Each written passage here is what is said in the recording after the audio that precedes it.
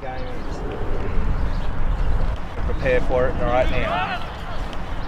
And get your piss hot. Get ready to go.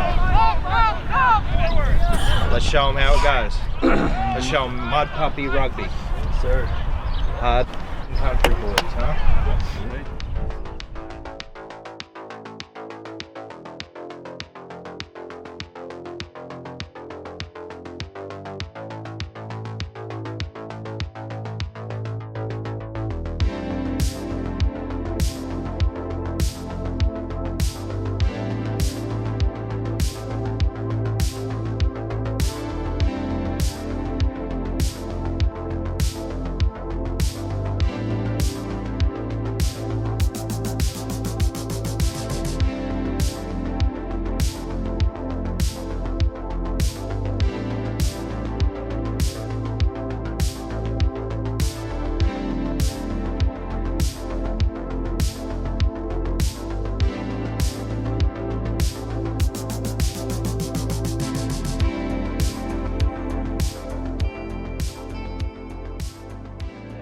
Rugby's not really a game, it's a way of life. You know, when you've got a job that you're going to every day and you're all frustrated, well, you go to rugby practice on Tuesday and Thursday nights and they bang you around and go have a few beers with the boys afterwards. And then on Saturdays, you get to get rid of all of your frustrations. For 80 minutes, the rest of the world stops because you got a rugby game. And the camaraderie and brotherhoods that you make in a rugby game, because you have to depend on each other.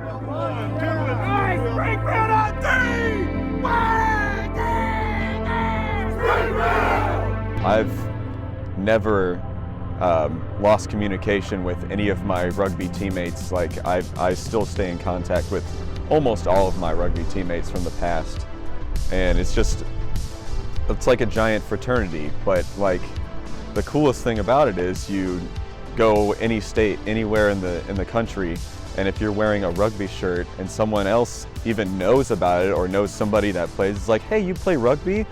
Like, oh yeah, me too. Like, that's cool. Where do you play? And it's just very like tight knit, even though we're so spread out.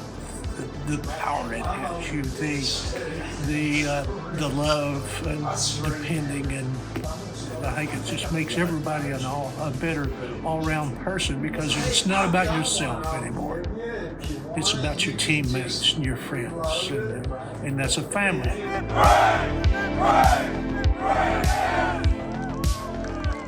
It's a game within a game in the forward pack, I think, especially within the scrum and the line-out. It's a lot of strategy. You've got to think a lot. People think that we're all meatheads, but you've actually got to have a game within a game with your opposite number. It's the mateship. Like, even the guys you play against, if you're beating up on each other, you're the first one to give them a beer after the game, tell them good game kind of thing. And the camaraderie to rugby that I haven't found in any other sport. I mean, it just gives you an opportunity to connect with so many people and form a camaraderie and a friendship and a bond, really, that is unique. And it's something that separates you from everyone else in the world. You can go to a pub in New Zealand, and if you're wearing a kit, someone's gonna buy you a beer. I mean, there's just not many things that afford you those kind of opportunities. And rugby's one of them. It's literally a worldwide fraternity, and it's free. And it's, you know, like I said, the community is unreal. And I think in a time when people are so divided and divisive and it's either your way or my way, I think rugby does a good job of bridging that gap and understanding that we may be different, but we can be rugby players and still get along. So. Do you have any tampons? Do you have any tampons? She's done a great job. I've got my bag. It goes past the players. It goes to the wives and girlfriends and kids and things. And so that's what rugby's about. It's a way of life. We hang out together, we spend time together, we are there for one another, we enjoy one another's presence. The people here in Springfield are just incredible, and it shows in the kind of games we have. We spend so much time with one another, we know what the other person's thinking and probably what they're going to do, whether they're going to pass it or not. Here. We're fine. Go left. Set up left.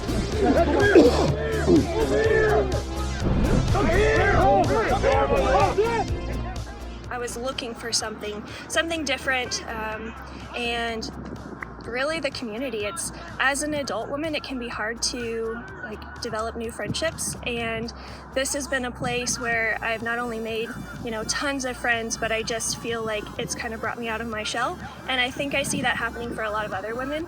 And so it's just such a great support system. It's like having a bunch of brothers that I never asked for, nor did I want. But they're fantastic. They come out to our games, they help us with practices. There have been so many times where if we needed help on lineouts or scrums, a couple of guys will come over and walk us through things or help show us body positioning. And they're just great. They're a bunch of goofy dudes, but the camaraderie between the two teams is really great. Play like you do the last couple of weeks and you guys will be just fine, all right? It's going to be wet. I know it kind of feels hard. This grass is going to be slick.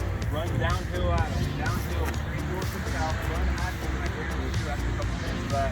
You're not going to want any of it. You're going to start running all over. Well, traditionally, SRFC has been known as a very competitive club.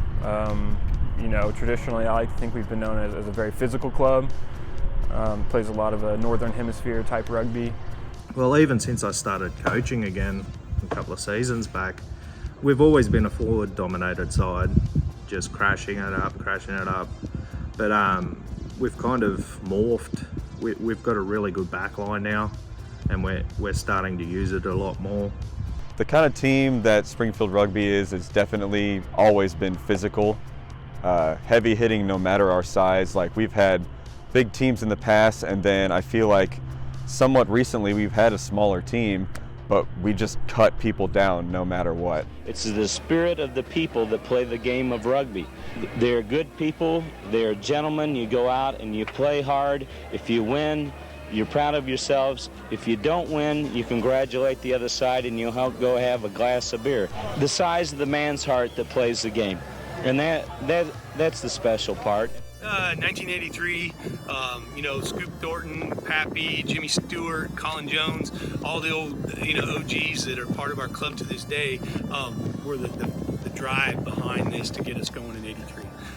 We have video that we burned just so we don't have proof of what we really were, but it was a different brand of rugby back in the day, and we owe our roots to those folks and them taking the time to make those bus trips, to make those pilgrimages, to play rugby, to go to Wales and learn the nuances of rugby to bring back to teach the guys like me that I can pass it on later on in my life.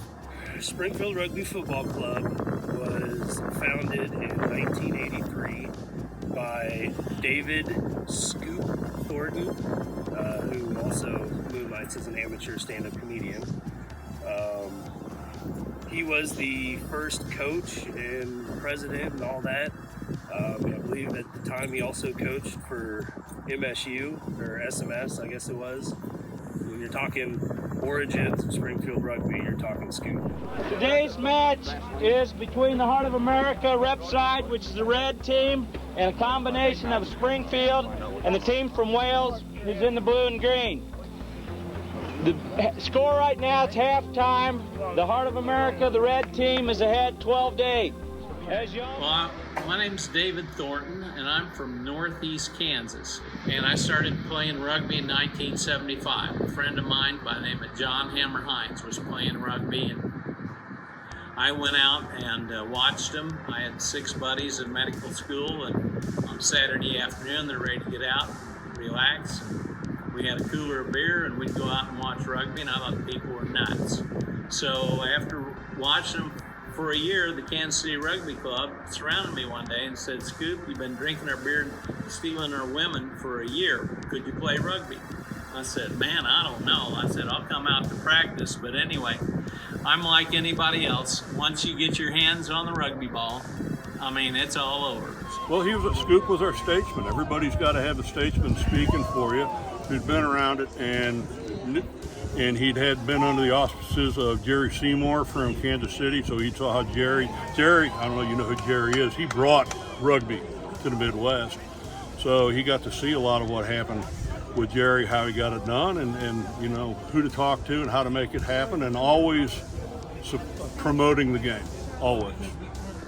So I played up there. I was captain of the seconds. I was vice president of the Kansas City Rugby Club. But I transferred down here in '77, was in the insurance claims business, started out playing with SMS Rugby, which had a team.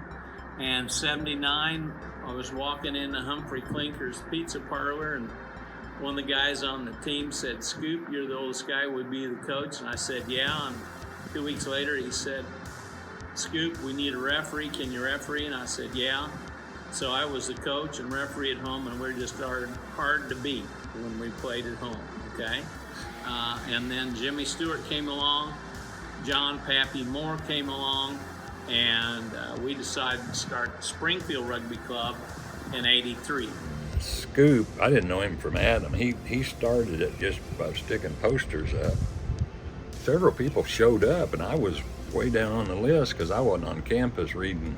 I saw that note or heard about it, and I ran as fast as I could. And they still make fun of my skinny legs and my green socks. We didn't know whether it was going to happen, but John Bear had graduated from college, and I called him and I said, "John Bear, we're organizing a team. Will you play?" And when he said yes, I knew we were on our way. So January 10th, 1983, almost 40 years ago, we met at Pappy's Barbecue on a Sunday afternoon. We had 10 players, and we knew we could, as Pappy would say, hornswaggle 5 more guys into playing. So that's how it started. A rugby match is 2 halves, 2 40-minute halves, and it's non-stop play, similar to what soccer is that there are times in the game where the ball stops, it goes out of bounds, and you have to restart because of penalties, but it's as non-stop as it can be. And the scoring, like football, you have to cross the line, but in rugby, you have to actually put the ball down to the ground, and if you cannot put the ball and touch the ground, you don't score. It almost feels like hitting like a home run or like scoring like a game-winning bucket. Like it's just so exciting, and then everyone in your team is excited for you because it's never just like a one-person thing. There's always 3 or 4 passes that led up to that, a tackle or a ruck that led up to that. So it just fills you with like so much pride. In the unlikely event that you cross the goal line, this is how it was explained to me: touch the ball down as soon as possible. The only way to score is by touching the ball physically to the ground with control of the ball. If you don't have control of the ball, it's not a score. And then after you have scored, they will bring the ball straight out from the goal line from where you touched it down, and that's where you get to make your extra point kick conversion attempt. So ideally, you can touch the ball down in the middle of the post and you have a straight on kick. But again, sometimes you have to touch the ball down at the very side of the try line, or at the side of the try zone, and that makes the angle of kick much more difficult. You can also score with a penalty kick from major infractions during the game of play. And if you've got a good kicker, some kickers can kick for a 3-point penalty kick from past the 50-meter line. There's also players who can kick a drop goal, which is where you just drop the ball, it's got to hit the ground, and you kick it through the uprights. And so whenever somebody is tackled, what happens is that the ball is technically still live. So whenever 2 players come and tackle each other, basically someone has to come protect them. And on the offensive side, the guy who went down with the ball, but then the other person is trying to compete for that ball at the same time. And if they time it out right and be able to blow up the ruck, is that you'll be able to get the ball back, and then the change of possession happens. The aggression and the hostility that occurs at the breakdown, which is to say not only the tackle, but immediately afterwards in the ruck, where you can really exert your will onto somebody else in both situations. And ideally, if you can do something like make a tackle and immediately stand up, play the ball, win a penalty, or win the possession for your side, I think that's the best part of rugby, is when you can make a play like that. It's over, boys.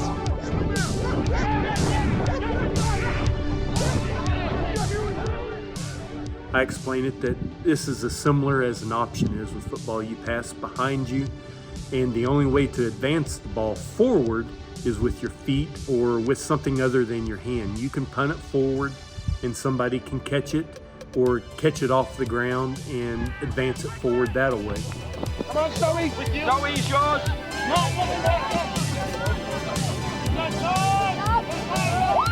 Well done. Well, a scrum is where you have the 8 tight guys, and there's been an infraction, a penalty of sorts, and dispute possession of the ball. Dispute possession, and you get into a scrum where the 2 sides come together and they throw the ball in the tunnel in between us. And then you have your hookers striking at the ball, and sometimes props would too, just kicking the shit out of each other's shins more than anything. But that's how you gain possession of the ball, by pushing one scrum or the other, pass the ball, and then you step over it as you push the other team forward, and it comes out to your scrum half. Hopefully, yes. And the scrum half, of course, puts it in play, whether it be running right up the side of the pack or getting it out to the wing. So scrums were great. I love the scrums. It's off a foul of the ball, like a knock on. So whoever knocked it on, the other team gets the scrum feed. So it goes in the middle of the scrum and you get to contest for the ball. So you've got 8 men up against 8 men pushing for the ball. So if you have mental tactical experience of actually playing the game, you can have little tricks that you can do to kind of get that extra 1%. So a lineout is how you put the ball into play when it has been kicked out of bounds or knocked out of bounds at some point. So the teams line up perpendicular, facing each other, perpendicular to the sideline, and they throw the ball down the tunnel between the 2 teams. Both teams have an opportunity to win that ball. Once it goes up in the air, they've got to throw it straight down the middle of that tunnel. And the only advantage the team throwing it in has is they're throwing it in so they know where they're going to throw it in, and they can lift up a player to receive that ball. You can, what we call a maul, basically everyone that is in that line out comes together and basically pushes as like a scrum, but on the feet. It is always going, so no matter what, that ball is still technically live, but it's still, you're always going and you're recycling players to the back and pushing them forward, and it's just a crazy experience. Advantage, back line up early. Back. Penalty advantage. Maul!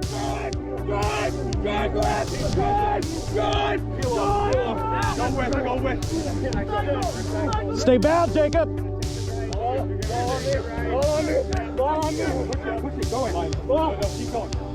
Off the leg, off the leg. Off the leg. Advantage over.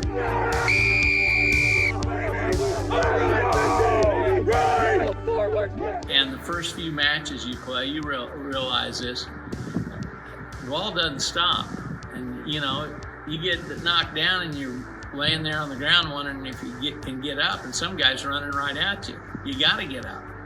And then you knock him down, and it just goes on, and then at the end of the match, you go, whoa. You know, it's like an adrenaline shot, you know? You just, whoa. You don't need size, you don't need ability, you need can-do. Can I do this? Do you have the heart to see it through? That's what you want in an 80-minute match. It's what you want for a teammate. That's why we always say we're with you. It takes more than one person to win a rugby match.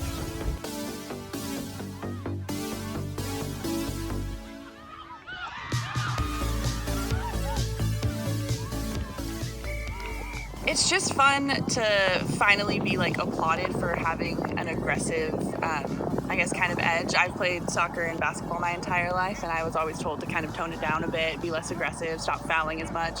So getting to play a sport where like it's a good thing to have a bit of grit, edge, and want to hit somebody pretty hard is fantastic.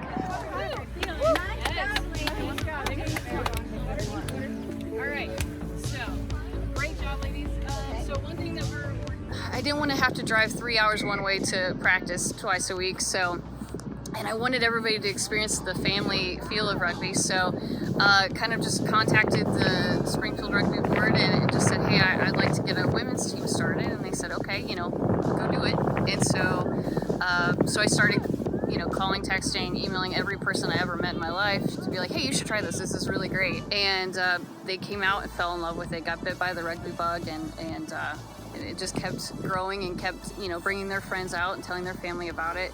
And we just, slowly but surely built a really good team.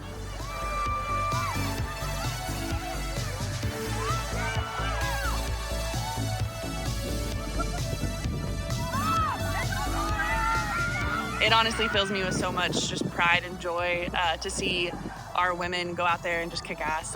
We're undefeated right now, which is really exciting, really great. But just the growth between practices to games, and from last season to this season, seeing how much confidence and how much better our rugby IQ is has been honestly amazing. COVID really did a number on women's rugby, and so this group really took up the mantle and the charge of rebuilding the program and getting the word out. And they're such awesome people. They're friendly, they're welcoming, they're hilarious. They're just such a great family. I think we have a strong side. Our women they show up to practices, they're there for training. In the matches, they're going for it. They really want it. So I think no matter who we play, we're gonna bring the competition, and I think we're gonna do really well. I mean, I would love for us to be a D2 rugby team, constantly going for, our men going for a super regional or trying to win our conference championship. Definitely maybe even having a girls side that we can kind of tap into too would be amazing. But yeah, I think in 10 years, us kicking ass at the D2 level would be ideal. The fact that the Chaos have been able to sustain and now, are clearly on the rise, again, is a testament to individual players' devotion. I can think of a few players that have really persevered, showed a lot of devotion, and to, again, the courage of a lot of new players who come out and they say, hey, I don't really know what this is, but I want to be part of it, and I'm willing to try until I figure it out. We are a rugby team and we do want to be competitive, but this is also a social aspect for us. A lot of the women here have been looking for just a solid friend group. We do much more than just play rugby. We're honestly a group of goofy individuals who throw a ball around every couple of days, but come out and give it a try. It's not scary, I promise. We'll teach you everything you need to know, and you'll get a bunch of weird friends along with the way.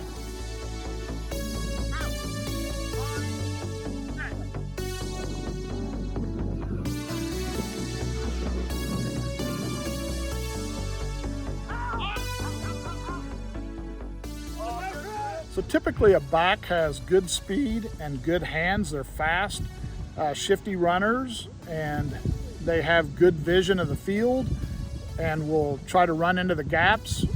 When you're in the forwards, the gaps aren't there because they're closer together, and typically a lot of the forwards are the larger men. They're not as fast, so they're not going to be able to run into the gaps, so they just try to run over you. It's always easier to get in shape if you're motivated to do something, and rugby will motivate you because you'll get out, you'll realize how much fun it is, and you'll get in shape. You'll still be a big guy, but hey, we need those bruisers too.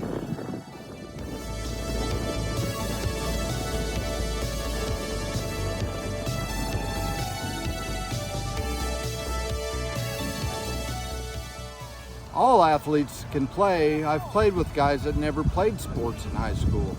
They just had that will to go out and go for a run and get into a little bit of fitness shape and kind of learn the game as it goes, because you don't have to be a brutal, mean guy to be a good rugby player.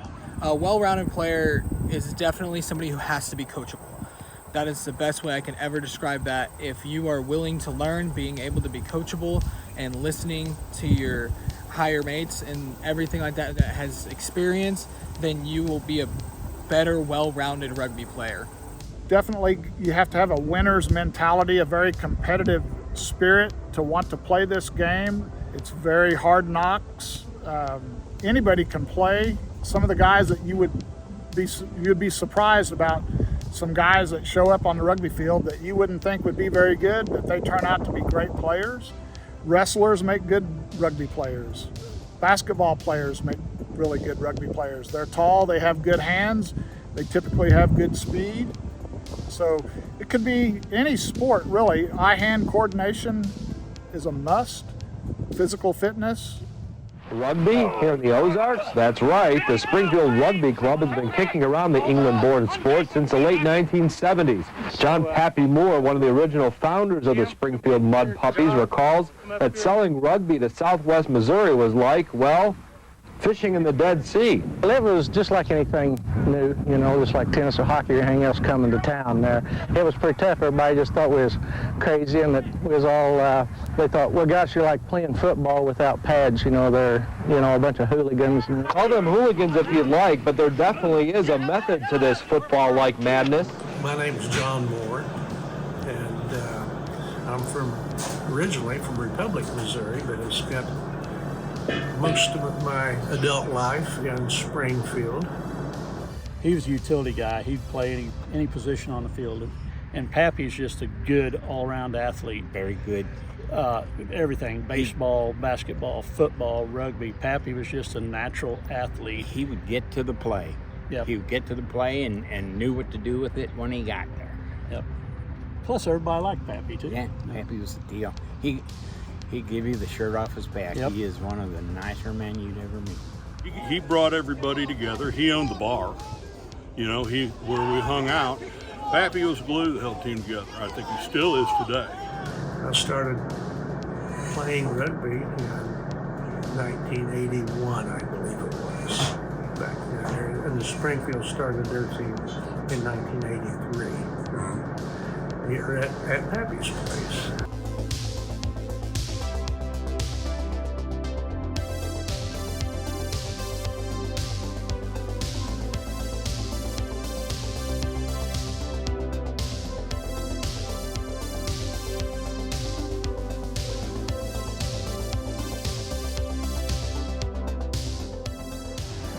So this is L.A. Wise Park. This is where Springfield Rugby Club played its first games back in 1983. It's changed a lot since then. A lot of houses have came in around it. Here's the old church where the preacher would run us all out. I hope he doesn't make us move our vehicles. We couldn't park over there for practice or games. He didn't like us being on the premises. It was a rough field. It was short, odd dimensions. When it got wet, there was a lot of grass on it, but it turned to mud real quick. Yeah, we played ball. This was our pitch. That trees over there, the cedar tree and pine tree, that was the sideline. The other sideline was over here.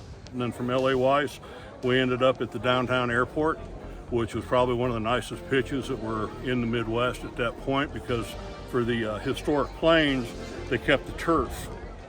So the planes without suspension could land on them. We'd be playing, somebody come out from the airport and say, hey, we got one coming in, so we'd stop, they'd land the plane, we'd go back and play. After that, we came back here a few games, and we then transitioned over to the field at Mercy Villa at Montclair and National. Mercy Villa. Mercy Villa. Because of the nursing home right here is, now it's Cox or St. John's. Yeah, it was Mercy Villa at the time. It was a good pitch. It was nice. I kind of liked it. It was in the middle of the town, so a lot of traffic went by, and we would pick up players just by driving by on a Saturday watching a match. That was a good facility for us for many, many years. You know, at the point we always talked about saving money and getting a pitch, making a complex like this. So it served us well. As a number 10 and a kicker, it slants like this, and I love that downhill run. That downhill run. Boy, you could put him in that corner. Great corner right there. In 1985, my old club was going to England and Wales to play. And they called and said, Scoop, we need some guys to go. So 10 of us went to Wales. And we went to the Pill Harrier Clubhouse in 85. And it was like, we walked in and we started talking and drinking beer. And it was like match made in heaven. They're one of the best groups of people I've ever met. I don't know why we got along with them so well, but they've got that down home, good old boy feeling about them, which we match. When you come home again to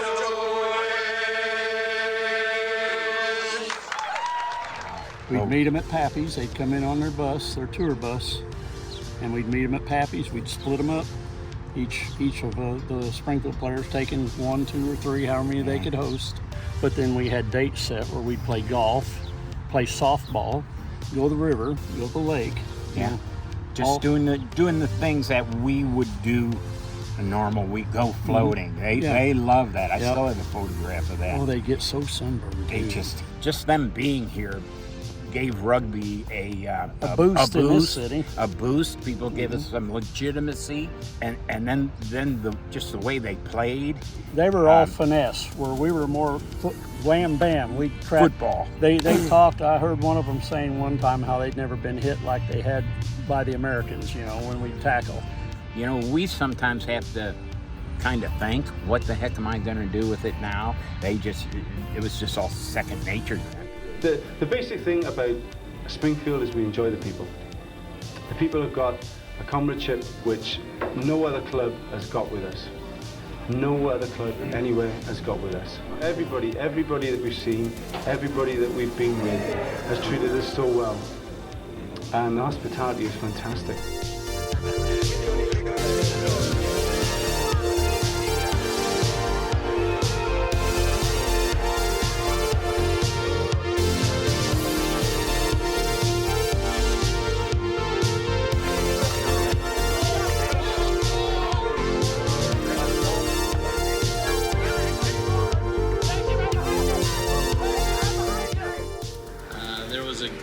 Salesman at Harbell Athletics that had t-shirts printed, TJ Sales, and they gave them to us. That was our kit, our first 4 or 5 matches. And then we got Rugby Supplier in California, and I said, I need some rugby jerseys, and I need them in a good price. And he said, we just had a set returned, and they were blue hoops in navy, trimmed in emerald.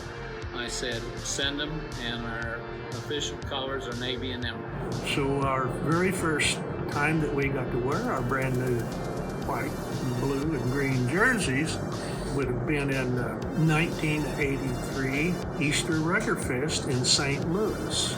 And it had rained all week long, and it was mud was about ankle deep, never filled up there. And we unpacked our brand new jerseys, it's just the way and they was run from the first day forward.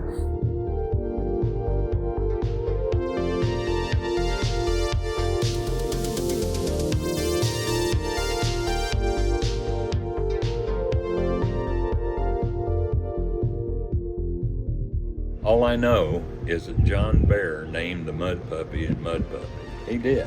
Well, and that's where the Mudpuppies come from too, looking for something that was indigenous to the area. And it was really the Hellbender that we were thinking about. For some reason, Hellbender didn't sound good. I think it does. Mudpuppy sounded better. And but it seemed like we played well in the mud too.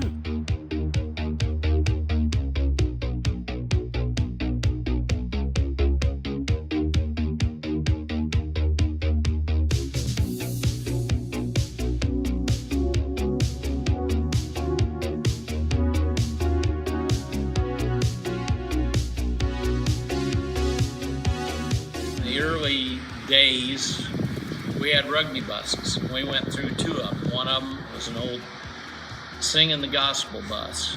And when we got it, everybody wanted to paint it and put rugby on it. And it said, God loves you and singing the gospel and all these things. And we said, if we're going through town and maybe there's some things going on the bus, may not be really good, maybe it's just best to leave it alone.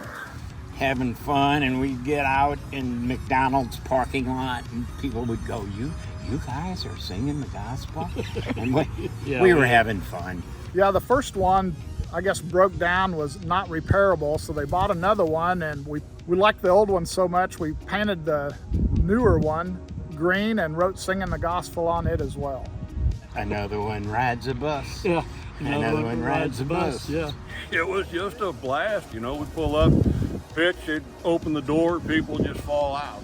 And we had big fun, we were a strong social side at that point. Maybe not the best rugby, but we had a lot of fun. That's what it was about. Our club, you know, especially back in the 90s, was super competitive and was making the national tournament championships like a lot. They were making it often every year. And we had a lot of talent, but we didn't really start realizing what we could do till like 89 and 90. And I was so happy to see the Goonies show up. Oh man, they brought quite a lot of energy, and I think it helped us perform better too. Oh heck yeah! In a lot of ways, you know. Yeah. So trying to keep up with them. The group of us that come out of high school together, that Pappy said, "You kids come and play rugby."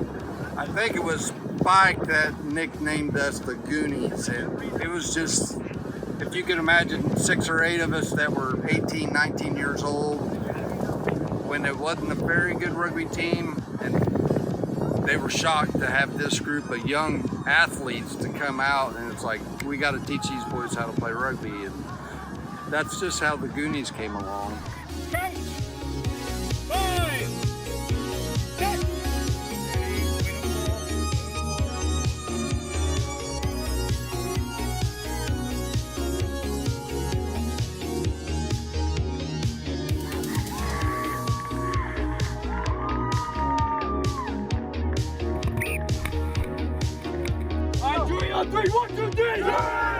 Drury approached me and talked about wanting to grow their enrollment with niche sports, different sports, lacrosse, triathlon, hockey, rugby, and you know, they came and approached me as the president of the club to sign an agreement to get the fields.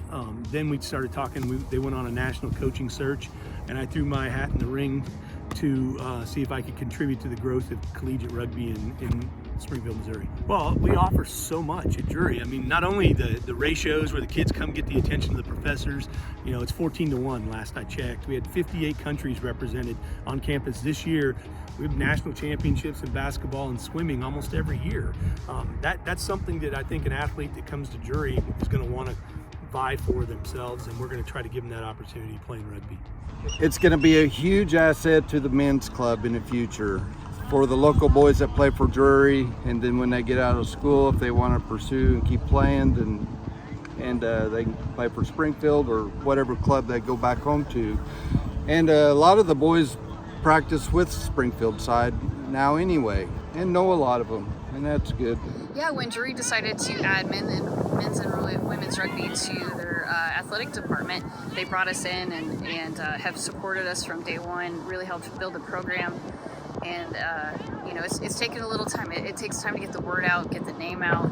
A lot of established rugby communities, you know, are far away from Missouri, so they hadn't heard of Drury. So getting our name out there as a university took some time.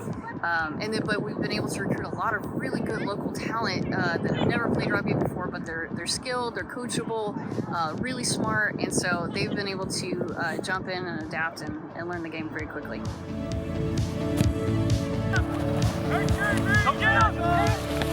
Hold flat, flat, flat. All still in. We play on. We're transitioning to a new field not far from our current one. You know, this pitch here has been a blessing. Not many clubs own the land that their pitches are on. We're one of, you know, a very small percentage.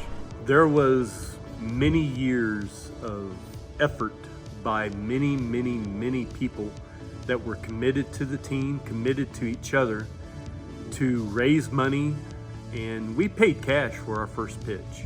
So it was a lot of hard work. When we moved out to our field on Farm Road 144 off of the James River Freeway, it was a combination of fundraising efforts from the whole club and social members from the club. We did casino nights, we did concert security at the Shrine Mosque. So a lot of hard work from individuals.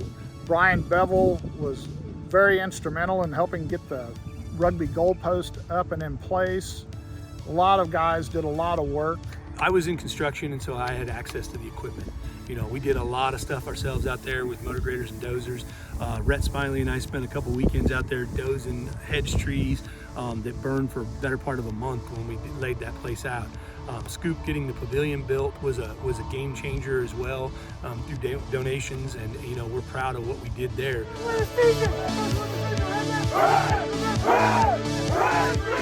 I'm definitely going to miss this pitch. I mean, everything about it. It's nothing one little thing here and there, but definitely just the accumulated memories of being here for so long and everything we've done here. And now it's being leveraged to move to a different land, to a different piece of property where we'll have 2 pitches built, a big pavilion, and we'll be on city light and water, which is big for us to have power, which we don't have here. And that transition is going to do great things for us, I think.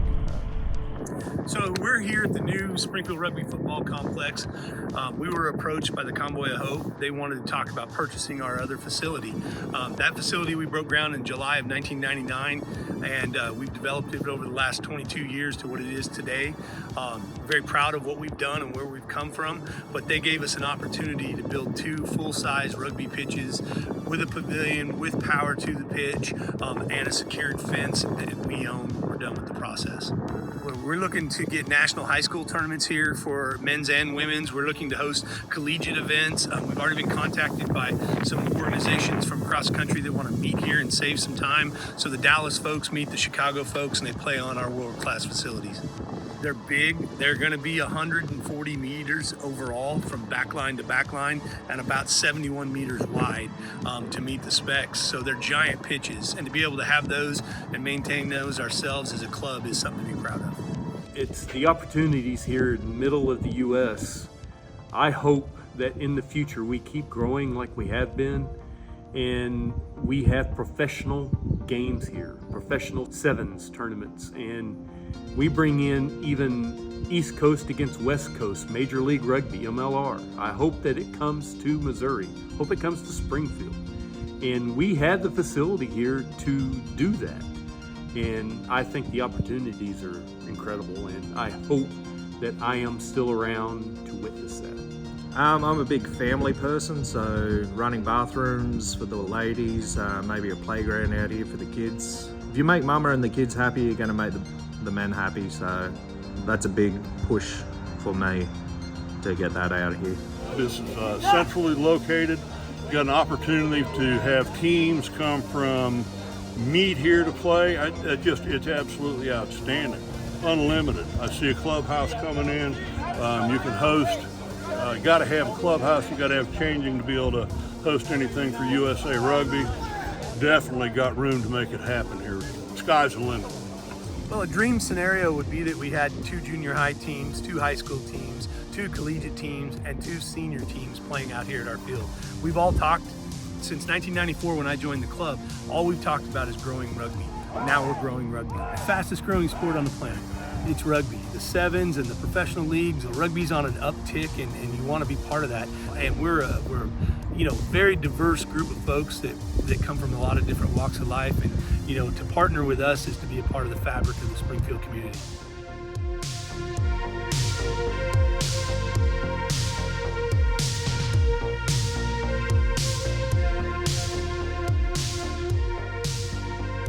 I anticipate a clubhouse out there at our pitch at some point. I really do.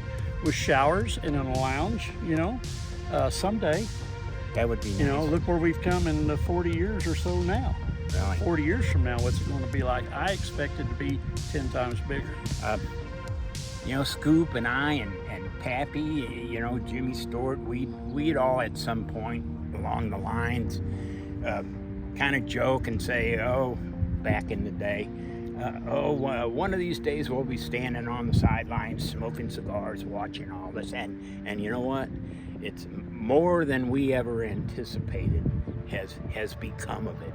It's just fantastic. I'm so proud to be a part of what we've achieved as a club out there, and I expect similar big things in the future. It's one of the very few places where, as people, we're allowed to engage in probably the most direct type of test or competition, not only with our own bodies, our own physicality, but against somebody else. So things like boxing or MMA allow some of that, but when you play basketball, when you play baseball, when you play football even, there's so much that you're not really sanctioned or allowed to do. And in rugby, the notion is there's nothing standing between you and your competitor other than what you're willing to do, what you're willing to devote yourself to in terms of your preparation.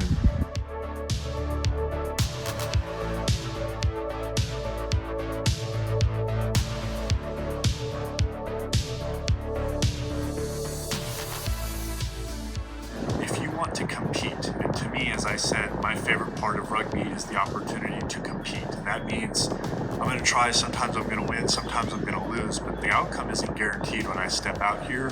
And the goal of joining together with other people, finding community with other people who also want to compete, and you're going to devote yourself to that focus and have the chance on a Saturday to walk away saying, I absolutely did my best. Some of them I lost, some of them I won, but I can hold my head up knowing that it was a hell of a lot better than sitting on the couch or complaining about whatever it is I could complain about. Nothing brings people together like competing.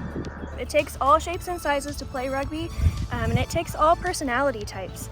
I would say if you want to be active, you're looking for a community, you're looking for a place where you can have support, but get out there and do something that's kind of wild and crazy, rugby's for you.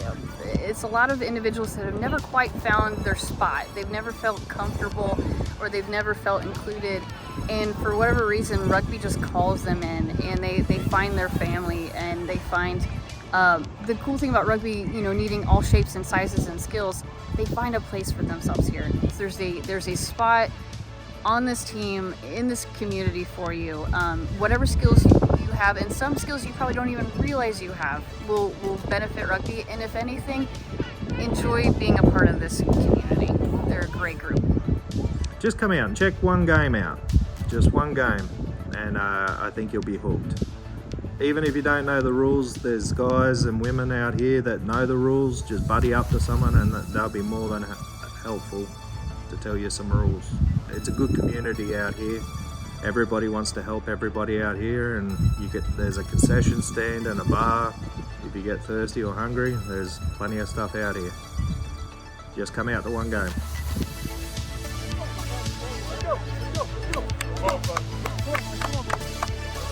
Yeah. This side. Hey, back right. Hey, deep breath. 3, 2. Let's go, boys. Let's go, boys. Let's go, boys. 1, 2, 3.